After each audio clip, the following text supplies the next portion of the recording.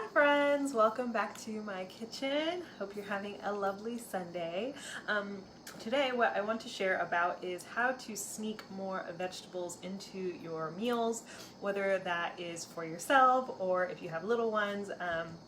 These are some ways that I use to get more vegetables into my food, and I was inspired to share this because in the mornings I try to get more vegetables in my food, and so thinking about ways I can do that, and just generally I have a little boy, and so trying to make sure he eats all of his vegetables, and I know it can be a struggle for a lot of us in order to try to get all of those good things that we know we're supposed to eat into our food, but things like eating salad, I'm not a big, huge salad eater. It gets boring for me after a while. And having to, put on a huge pile of vegetables on my plate in order to make sure that I eat my vegetables, sometimes that can be daunting. So I wanted to share with you some of the ways that I have worked around this dilemma in order to get more vegetables into my diet and make sure that I'm eating all of those healthy things. So I'm going to share with you 5 ways that I do that.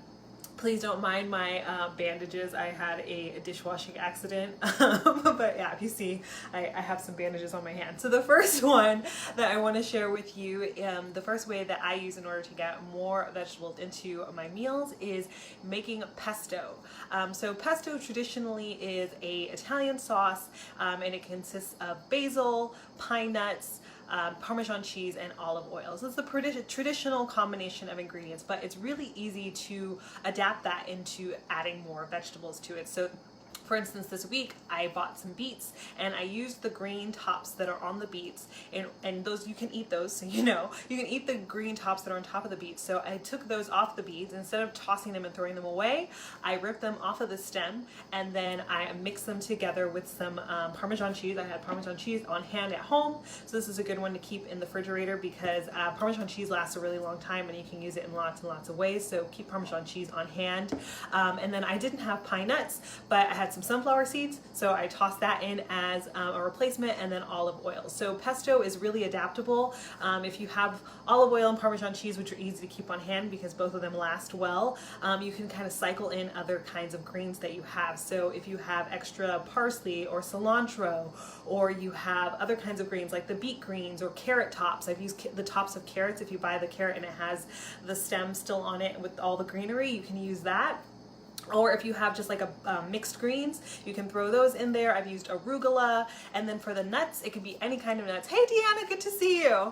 You can use any kind of nuts. Walnuts work well, macadamia nuts, pine nuts if you have them. I use sunflower seeds. If you have other kinds of seeds and nuts, you can always toss them in there. You just want to make sure that you have a food processor or blender that's strong enough to cut through the nuts. So that will be the most important part. If you don't have a strong blender or food processor, make sure that it's a softer nut or seed. So sunflower seeds and pine nuts are softer than, for instance, almonds. But using something that's soft enough that will blend up in your food processor, mix those all together, and then you can throw that on whatever. It could be, you can put that on top of a steak, so it can kind of be a pesto on top of steak, or it could be on top of eggs. I threw it on pasta. Obviously it makes sense on pasta. Mix that together with some chicken or ground turkey, whatever it is, and now you have the vegetables mixed and you won't even really taste them. And the nice thing is that the Parmesan is a vehicle for a bunch of flavor, because Parmesan has that salty flavor. It has a lot of umami savoriness to it. And the nuts add a lot of richness to the taste, as well as the oil that's from the olive oil. And so you don't even really have to taste the vegetable-ness if you're not a big fan of vegetables in particular. And it kind of just melts into the rest of whatever it is you're eating. So if you're having a chicken or a steak or whatever, the flavor of the vegetables kind of melts in with everything else. And you don't have to consciously think about, I need to add more vegetables to my meal, because they're right there in the sauce of the pesto. So that's my first tip, is using some vegetables in pestos. The next thing that I do to get more vegetables in, as I was mentioning, for breakfast I try to eat more vegetables, so a really good one to do is smoothies. And I was actually just drinking a smoothie here. I haven't finished it yet. And so when I make smoothies in the morning, I always add greens into the smoothie. So you can just get any kind of mixed greens is really easy. If you have other kinds of vegetables that you like that are soft enough to go, again, it's kind of the thing you have to think about is the blender and food processor that will blend well. You can put those in there, anything that you like, honestly. I think the greens work really well because they do not have a super strong flavor, so it's easy to mask them with some other flavors. For instance, I like to toss in almond butter. Almond butter will kind of mask the flavor of the vegetable so it doesn't taste too vegetable-y. I also will add in some vanilla extract, and that gives it kind of more of a sweet, desserty flavor to it, and then honey to add a little bit of sweetness. You can also swap in sweet fruit in order to add more of the sweetness, so you could have like bananas are really great, pears, grapes, berries, all those things that are really sweet will help to mask some of that vegetable-iness, so you can have the vegetables in there without having to taste like you're drinking a vegetable smoothie. And so that's one of the ways that I get lots of vegetables every morning in my breakfast really easily and quickly is by throwing them into a smoothie. The next thing that you can do in order to get veggies, sneak those in, is by creating a mash. So we all know and probably love mashed potatoes. That's one of my favorites. I love mashed potatoes, but there are lots of other vegetables that you can create mashes with. So it's not just mashed potatoes that you can add to the menu.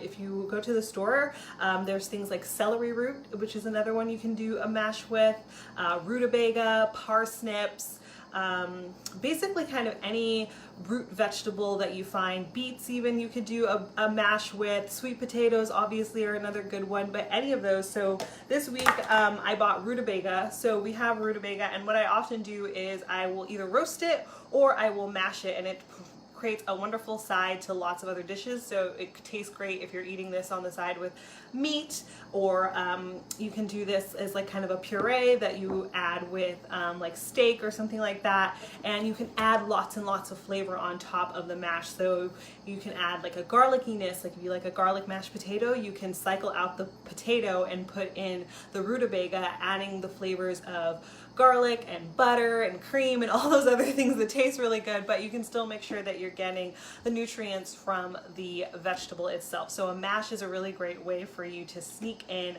a vegetable. And if you're not really sure about working with one of those vegetable flavors, if you're working with it for the first time, you can also add in just half of that and include regular potatoes for the rest of the recipe. So you can do half parsnip and half regular potato, and it'll kind of ease you into the flavor of what the parsnip puree, parsnip mash will taste like, so that you still get some of the familiarity of eating a mashed potato, but you also get the nutrients from eating something that has a little bit more nutritional value. Potatoes are great, but super starchy, not always having the most nutritional value.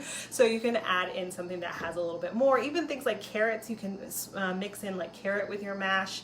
And so you do them the same way you would with mashed potatoes, where you boil them, get them nice and soft. You can also roast them first if you want like the roasted flavor. I like that as well because it gets a little bit more caramelization, and the sweetness is accentuated more if you roast them first and then do a mash. So all sorts of vegetables will work well with that, but it's a great vehicle for hiding a few more vegetables in your meal.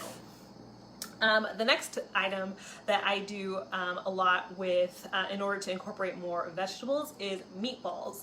Meatballs or meatloaf, actually. It works for either dish. If you like meatballs or meatloaf, if you have a preference, they work great in both ways. And so basically using a ground meat, whether it's ground turkey or ground beef or pork or whatever it is that you like, and adding in a lot of chopped vegetables. So the thing that's really key here is having a good food processor. So this thing right here, which has a bunch of extra stuff in it because my son loves to play with this container, but the food processor is super important because by blending it up very, very fine, you can basically hide it much easier in other things. The flavor will not be as pronounced because the chunks are so much smaller, and you can basically hide it in a bunch of other things. So the food processor or a really good blender is your best friend when it comes to trying to sneak in more vegetables into your meals.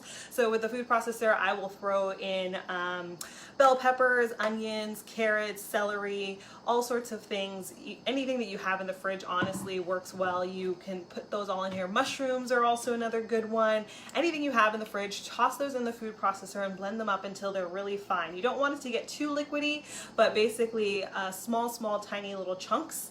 And then you can mix that in with whatever ground meat that you have and turn those into a meatloaf or meatballs. And the flavorfulness of the meat and the spices that you add to it as you season it with whatever flavor you want, or if you add a sauce to the outside, it completely masks the taste of the vegetables. So you can be eating a huge sum of vegetables in the course of your meal, but not even notice it because they're all hidden inside of your meatballs. So that's one that I do a lot, and it's really easy because I love eating meatballs, and they go great with all sorts of different things. You can add different flavors. You can have Italian meatballs, of course, but you could do some Asian meatballs.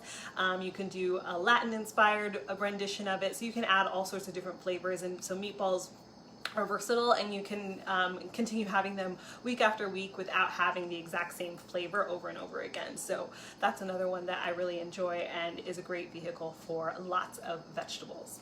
And the last one that I do is doing a lasagna or a casserole.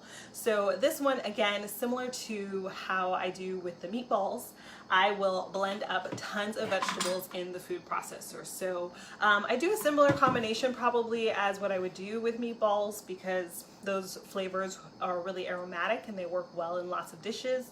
So onions and garlic and carrots and celery work great as a base, but other things that you like, you can always add into that. You can do broccoli. I love eggplant in a lasagna. That's also really good. Cauliflower would work great in this recipe. Anything really, if you have a favorite vegetable. Oh, zucchini is another one that I also love to throw in a lasagna. So any other kind of squash is great. Drink. My mouth is getting dry. I'm talking too fast.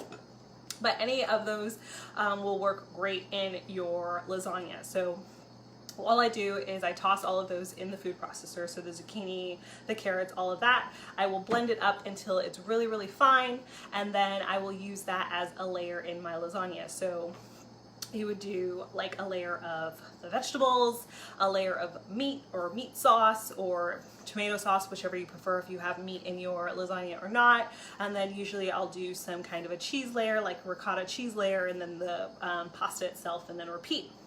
So that is an awesome way to get lots and lots of vegetables into your lasagna or your casserole, because you barely notice it. It kind of just melts in with all the other flavors. So when you actually eat the lasagna, you don't get big chunks of vegetables in your food.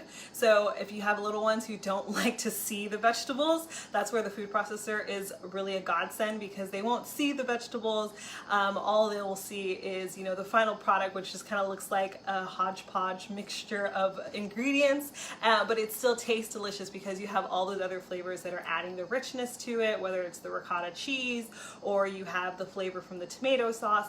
All those other things will hit the other notes of sweetness and sour and salty, and you won't get the bitterness, which is often the thing that people don't like about vegetables, is that it hits on a lot of bitter notes, especially green vegetables. Our taste buds are naturally inclined to dislike bitterness because bitterness is a sign of poison, and a lot of the things that grow outside, if they are bitter and we were to eat them, we know that that's a sign that they're poison and we should spit them out and not eat them again. So it's really difficult with small children because their natural instinct is to avoid that bitterness, and a lot of vegetables have bitterness. So in order to get around that, you can mask that bitter flavor with all of these other elements of sweet and savory and saltiness, and make sure you still get all the nutrients from the vegetables. So those are a few ways that you can sneak in some vegetables into your meals, either for your kids or for yourself, because I know as adults it still can be difficult to get those vegetables into our diet. So I hope that helps you guys as you are putting together your meals for the week. I know Sunday is a big cooking day at my house. We usually cook a storm on Sundays to prepare for the week, so hopefully you guys are getting ready for an awesome week. And I'd love to know what you guys are having this week. What are you eating? What's on the menu at your house? Please feel free to share and leave me a message in the comments with what's on the menu at your house. I look forward to seeing you guys again. Thank you so much for joining me. Bye. Have a wonderful week.